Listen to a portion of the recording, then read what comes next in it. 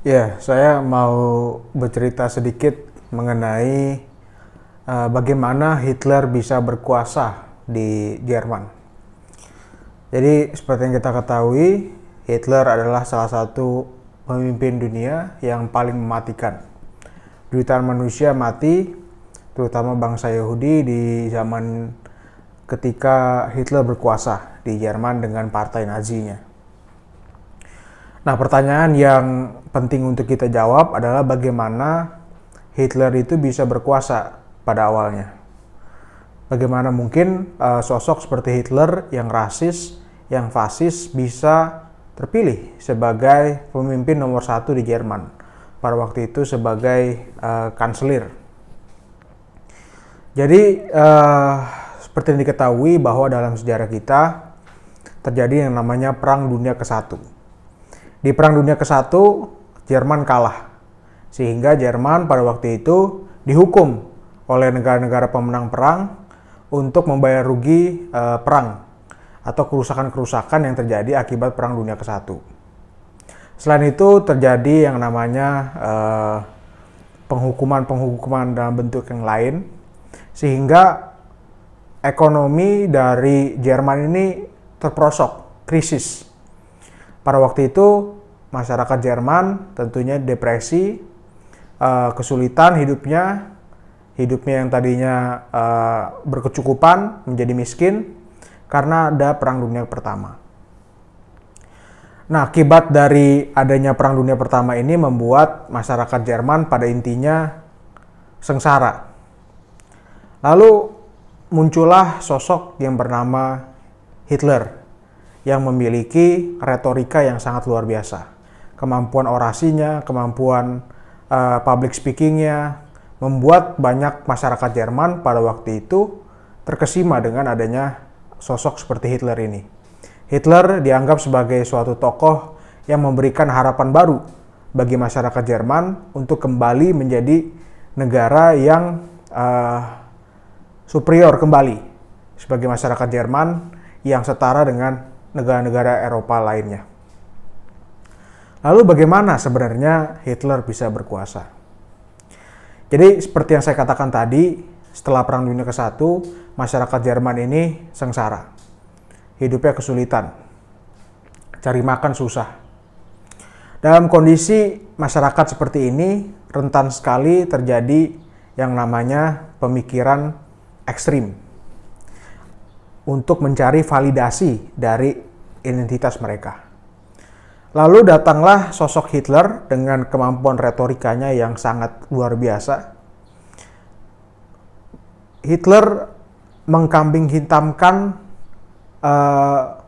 bangsa Yahudi ya, sebagai bangsa yang bertanggung jawab atas kekalahan Jerman, atas terperosoknya Jerman, sehingga bangsa Yahudi ini harus dimusnahkan di muka bumi, gitu. Nah, bahayanya adalah ketika dalam suatu demokrasi, masyarakat di dalam demokrasi tersebut sedang sengsara, sedang menderita, sedang kelaparan, lalu diberikan retorika-retorika yang sifatnya kebencian, yang sifatnya menebarkan rasa takut, membuat masyarakat itu menjadi ekstrim, menjadi beringas. Ingat bahwa Hitler itu lahir di alam demokrasi. Jerman pada waktu itu sudah menggunakan demokrasi. Jadi Hitler itu pembunuh jutaan manusia, lahir di alam demokrasi, bukan lahir di fasisme, bukan lahir di komunisme, tapi lahir dalam demokrasi. Ya. Lalu Hitler terpilih, singkat cerita Hitler terpilih karena retorikanya.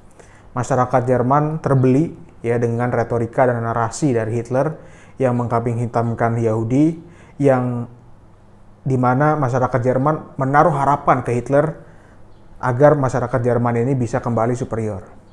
Dimana kita ketahui setelah Hitler terpilih, lalu gedung parlemen terbakar, akhirnya Hitler muncul sebagai sosok yang otoriter. Disitulah terakhir diadakannya pemilu. Setelah itu tidak ada lagi pemilu, yang adalah ekspansi Jerman untuk memperlebar area hidup orang-orang Jerman. Dengan seperti itu, seperti saya katakan tadi, sebenarnya apa sih yang bisa kita pelajari dari sejarah Jerman dengan kemunculan Hitler tersebut? Yang harus kita pelajari adalah bahwa demokrasi tidak selalu melahirkan pemimpin yang demokratis. Selalu ada penunggang-penunggang demokrasi. Selalu ada orang-orang yang menunggangi demokrasi untuk mengimplementasikan atau menginjeksi agenda-agenda yang sebenarnya anti dengan demokrasi. Jadi dia adalah pendompleng demokrasi untuk mematikan demokrasi itu sendiri. Persis seperti yang dilakukan oleh Hitler. Hitler pernah mengatakan bahwa kalau Anda ingin mengubah suatu sistem, Anda ikuti dulu sistem yang sudah ada, lalu Anda sampai ke puncak, lalu ubahlah sistem tersebut.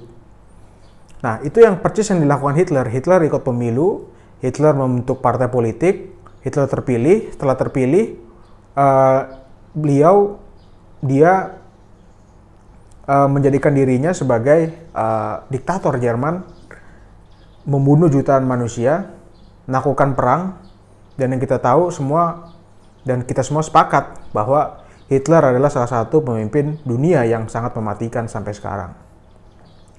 Jadi kita di Indonesia menggunakan sistem demokrasi, one man one vote, kita memilih pemimpin kita melalui proses demokrasi, melalui pemilu.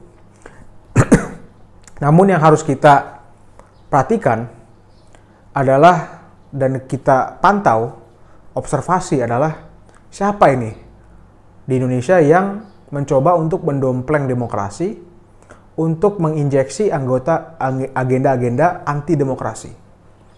Mereka yang sering menyebarkan kebencian, mereka yang sering menyebarkan ketakutan, mengakibatkan pandangan-pandangan ekstrim banyak terjadi di masyarakat, itu yang harus kita lawan menurut saya.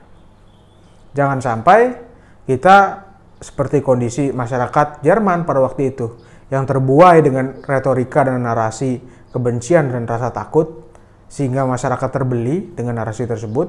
Ketika berkuasa, demokrasi itu lenyap. Nah, inilah yang harus kita waspadai sebagai masyarakat yang hidup dalam alam demokrasi. Betul bahwa demokrasi adalah sistem terbaik dari sistem-sistem yang ada. Ya, karena demokrasi memiliki mekanisme untuk memperbaiki dirinya sendiri. Demokrasi mencegah pemimpin-pemimpin untuk tidak melakukan abuse of power dan melanggar hak asasi manusia. Kita lihat banyak sekali pemimpin-pemimpin yang diberikan kekuasaan absolut pada akhirnya menyalahgunakannya. Misalnya Presiden Soeharto melakukan korupsi, pelanggaran hak asasi manusia. Misalnya kita lihat lagi Hitler juga seperti itu. Lalu seperti Mao Zedong juga seperti itu, membunuh jutaan manusia juga. Pol Pot. Jadi sulit untuk menempatkan atau memberikan kekuasaan yang absolut pada satu sosok seseorang saja. Jarang sekali ada diktator yang bisa amanah dan melakukan kebaikan. Ada sih contohnya yang menurut saya sukses dan bahkan negaranya maju sekali, yaitu Singapura. Lee Kuan Yew tidak menggunakan demokrasi kalau kita lihat di Singapura. Dan Lee Kuan Yew berhasil. Lee Kuan Yew adalah sosok yang bersih, anti korupsi. Walaupun tidak ada demokrasi, tapi Singapura dalam waktu kurang lebih 50 tahun menjadi negara yang mungkin paling kuat di Asia Tenggara. Dan bahkan sudah menjadi salah satu negara paling kuat di dunia. Tapi sosok-sosok seperti Lee Kuan Yew ini sangat jarang. Dan bahkan lebih banyak pemimpin yang menyalahgunakan kekuasaan. Itulah mengapa penting kita menggunakan demokrasi. Walaupun demokrasi kadang-kadang sifatnya lama, mahal, dan bahkan demokrasi itu kadang-kadang melahirkan pemimpin yang tidak 100% kompeten, tapi demokrasi ini sistem yang terbaik untuk melakukan check and balance terhadap kekuasaan. Jadi pesan yang ingin saya sampaikan sebenarnya adalah kita harus menjaga dan mengkonsolidasikan demokrasi kita. Bagaimana kita bisa membuat demokrasi ini melahirkan pemimpin-pemimpin yang demokratis dan yang tentunya melayani masyarakat banyak. Demokrasi itu bukan tanpa penyakit, pasti ada penyakit-penyakit bawaan yang dibawa oleh demokrasi itu sendiri. Misalnya demokrasi itu mahal. Nah, bagaimana kita bisa mengatasi hal ini gitu. Misalnya kalau demokrasi itu ada beberapa penyakit yang saya lihat. Misalnya proses demokrasi yang mahal, pemilu yang mahal, kampanye yang mahal. Kedua, bisa melahirkan pemimpin yang hanya populer saja, tidak kompeten. Lalu bisa juga ada pendompleng-pendompleng demokrasi yang punya agenda-agenda anti-demokrasi seperti Hitler, seperti banyaklah sosok-sosok juga yang lahir di demokrasi tapi menyalahgunakannya. Dan ada beberapa penyakit lah demokrasi yang harus kita perbaiki gitu. Misalnya lagi demokrasi itu dikatakan bisa saja dikatakan sebagai sistem yang kadang-kadang terlalu lambat mengambil keputusan karena banyak stakeholders yang harus meng-ACC suatu keputusan. Beda dengan negara-negara misalnya di Tiongkok yang pemimpinnya sentralistik sehingga pengambilan keputusan itu tidak lama. Nah, kalau di negara-negara demokratis kan kadang-kadang lama ya. Karena banyak stakeholder yang harus dimintai pendapatnya dan dimintai approval-nya. Nah, tugas kita adalah bagaimana bisa mengkonsolidasikan dan mengobati penyakit bawaan dari demokrasi ini. Jadi itu mungkin yang bisa saya sampaikan melalui video ini. Kalau Anda suka dengan video ini, jangan lupa subscribe, share, dan like. Karena saya akan mengupload video melalui YouTube channel ini secara rutin. Terima kasih.